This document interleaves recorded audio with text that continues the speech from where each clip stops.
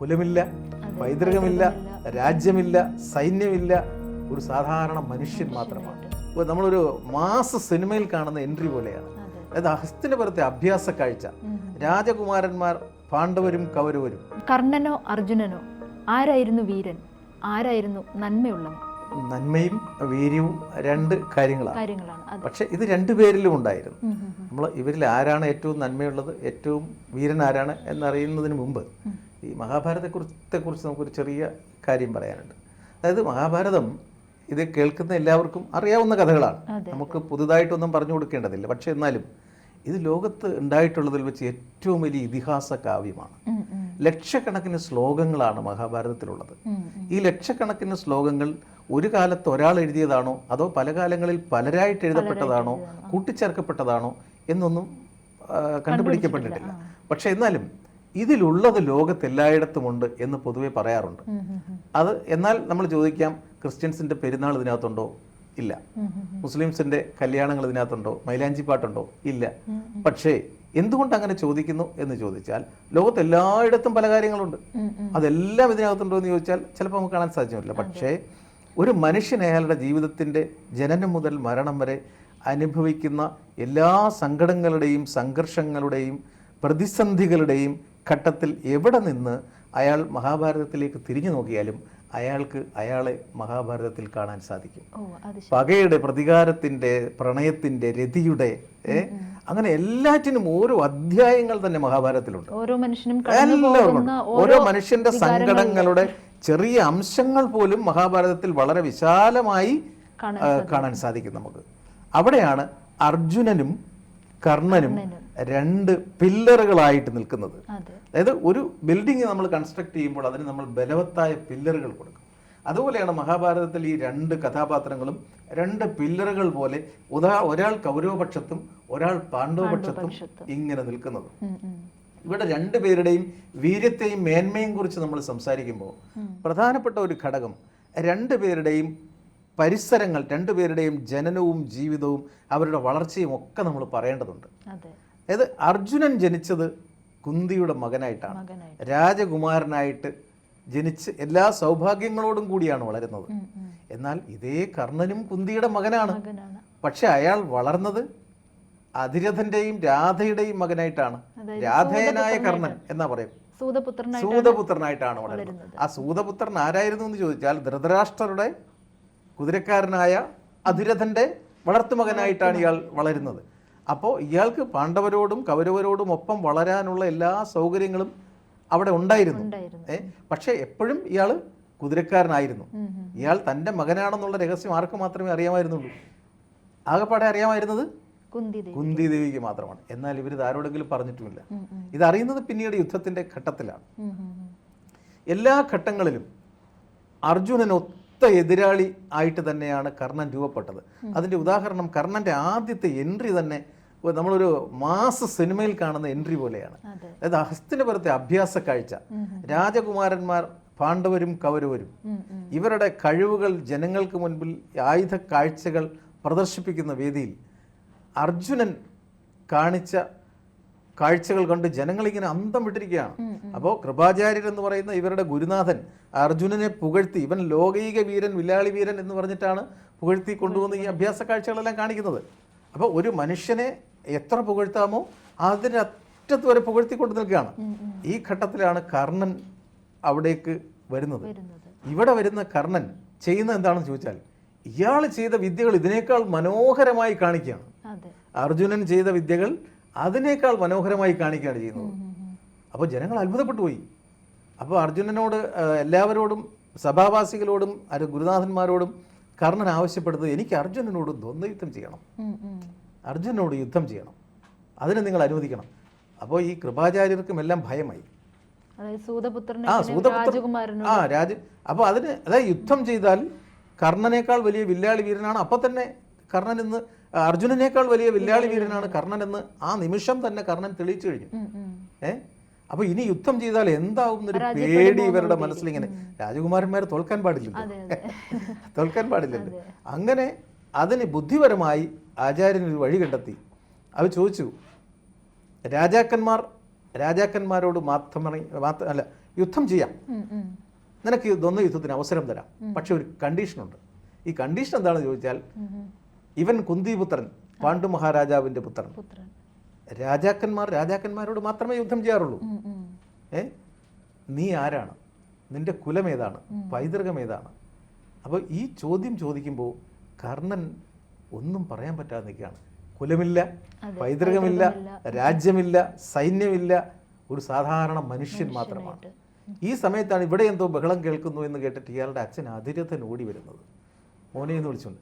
അയാൾ ചുറ്റുമുള്ള താൻ വലിയ പോരാളിയാണെന്നുള്ളതെല്ലാം മറന്നിട്ട് ഒരച്ഛനോടുള്ള ഏറ്റവും വലിയ നന്മയോടും സ്നേഹത്തോടും കൂടി അയാളെ കെട്ടിപ്പുണരുകയാണ് അതിരഥനെ.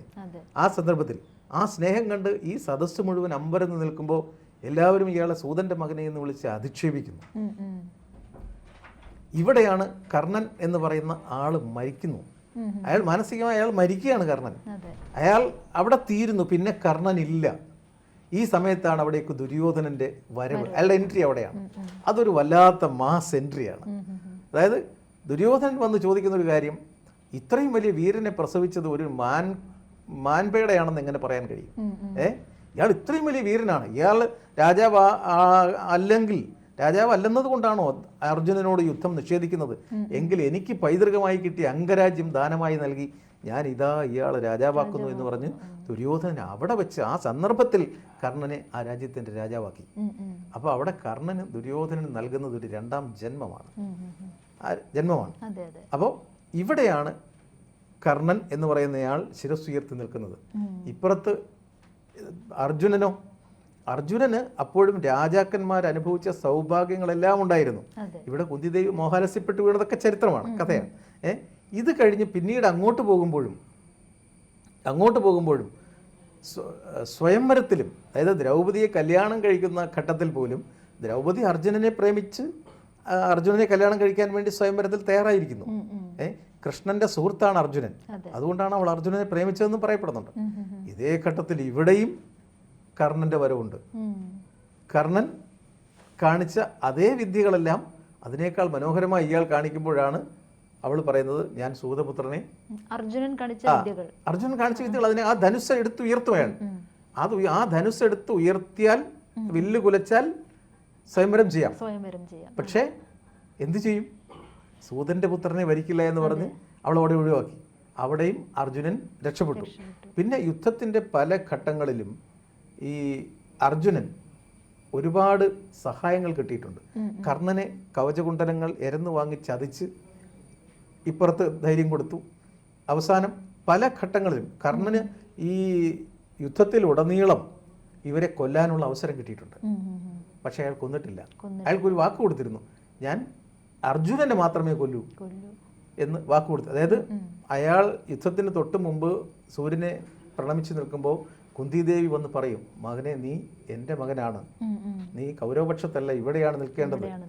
എന്നിട്ട് അയാളോട് പറയുന്ന കാര്യമുണ്ട്, നീ ഞങ്ങളുടെ കൂടെ നിന്നാൽ നിന്നെ ചക്രവർത്തിയാക്കാം, നിന്റെ ഇടതുപക്ഷത്ത് ദ്രൗപദി ഇരിക്കും, യുധിഷ്ഠിരനും ഭീമനും നിനക്ക് വെൺകൊറ്റക്കുടയും വെൺചാമരവും വീശും, ഇങ്ങനെയൊക്കെയാ പറയുന്നത്. അത് വലിയ പ്രലോഭനമാണ്, സകല സൗഭാഗ്യങ്ങളും. പക്ഷെ അയാൾ എന്ത് ചെയ്തു? അയാൾ പറഞ്ഞു, എനിക്ക് എല്ലാ സൗഭാഗ്യങ്ങളും നിങ്ങൾ തരുമായിരിക്കാം, പക്ഷേ ദുര്യോധനനെ വിട്ട് ഞാൻ വരില്ല. ദുര്യോധനനെ വിട്ടു വരില്ല. അയാളുടെ നന്മയുടെ ഏറ്റവും വലിയ പീക്ക് പോയിന്റാണത്. അതായത് നന്മയുടെ ഏറ്റവും വലിയ പീക്ക് പോയിന്റിലാണ്. ആ ഉറച്ച് വിശ്വസിച്ച ചങ്ങാതിയെ വിട്ടുവരാൻ, അതായത് തനിക്കൊരു രണ്ടാം ജന്മം നൽകിയ ചങ്ങാതിയെ വിട്ടുവരാൻ അയാൾ തയ്യാറായിട്ടില്ല. അയാളുടെ നന്മയുടെ പക്ഷത്ത് കർണനേക്കാൾ വലുതായി ആരുമില്ല. അപ്പോൾ ഒരുപക്ഷെ അർജുനനേക്കാൾ കൂടുതൽ ഒരുപടി മുന്നിൽ നന്മയുടെ കാര്യത്തിൽ, അത് സ്നേഹത്തിന്റെ കാര്യത്തിലും അങ്ങനെയാണ്. അതായത് പക്ഷെ ഇതിനെപ്പോഴും ഒരു രണ്ട് തട്ടുണ്ടെന്ന് തോന്നുന്നു, രണ്ട് വ്യാഖ്യാനങ്ങളുണ്ട്. അതായത് അർജുനനെ ഏറ്റവും കൂടുതൽ സ്നേഹിച്ച് കല്യാണം കഴിച്ച ദ്രൗപദി, പക്ഷേ അർജുനന് വേറെ 3 ഭാര്യമാരുണ്ടായിരുന്നു. അർജുനൻ അത്രയും ഒന്നും ദ്രൗപദിയെ സ്നേഹിച്ചിട്ടില്ല എന്ന് മഹാഭാരതം വായിച്ചിട്ടില്ല എനിക്ക് തോന്നിയിട്ടുണ്ട്. കാരണം അർജുനന് ഉലൂബി ഉണ്ടായിരുന്നു, സുഭദ്ര ഉണ്ടായിരുന്നു, ചിത്രാംഗത ഉണ്ടായിരുന്നു. ഇങ്ങനെ 3 ഭാര്യമാർ വേറെ ഉണ്ടായിരുന്നു. മൊത്തം 4 ഭാര്യമാരുണ്ടായിരുന്നു അയാൾക്ക്. പക്ഷെ കർണന് ഈ വൃഷാലി എന്ന് പറയുന്ന ഒരു ഭാര്യ മാത്രമേ ഉണ്ടായിരുന്നുള്ളൂ. പിന്നെ ഒരു സവഗ്നി ഉണ്ടായിരുന്നു, വേറെ ഒരാളുണ്ടായിരുന്നു പറഞ്ഞു കേട്ടിട്ടുണ്ട്. അല്ലാതെ അവിടെയും കർണൻ ഏറ്റവും വലിയ നന്മയുടെ പ്രതീകമായിട്ടാണ് നിൽക്കുന്നത്. ആശ്രയിച്ചു വന്നവർക്കെല്ലാം വാക്ക് കൊടുത്തു. സ്വന്തം അമ്മ വന്ന് പറഞ്ഞപ്പോൾ പോലും ബാക്കി എല്ലാവരുടെയും ജീവൻ തിരിച്ചു കൊടുക്കുകയാണ് അയാൾ ചെയ്തിട്ടുള്ളത്. ഇനി കർണന്റെ മരണത്തിലോ? കർണന്റെ മരണം എങ്ങനെയാണ്?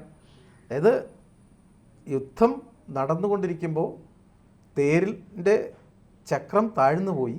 ആ താഴ്ന്നു പോയ തേരിൻ്റെ ചക്രം ഉയർത്തിയെടുക്കാൻ ശ്രമിക്കുമ്പോൾ അർജുനനോട് കൃഷ്ണൻ പറഞ്ഞു, ഇതാണ് അവസരം, നിനക്കുള്ള ചാൻസ്, ലാസ്റ്റ് ചാൻസ് ആണിത്, ഇപ്പോൾ അർജുനനെ കൊന്നോളൂ എന്ന് പറഞ്ഞു. അപ്പോൾ ഇപ്പോൾ അർജുനല്ല, ഇപ്പോൾ നീ ഇതാണ് നിനക്കുള്ള ലാസ്റ്റ് ചാൻസ്, നിനക്ക് കർണനെ ഇപ്പോൾ കൊല്ലാം. അപ്പോൾ അർജുനൻ ചോദിച്ചു, ഈ അവസരത്തിൽ കൊല്ലാൻ പറ്റുമോ?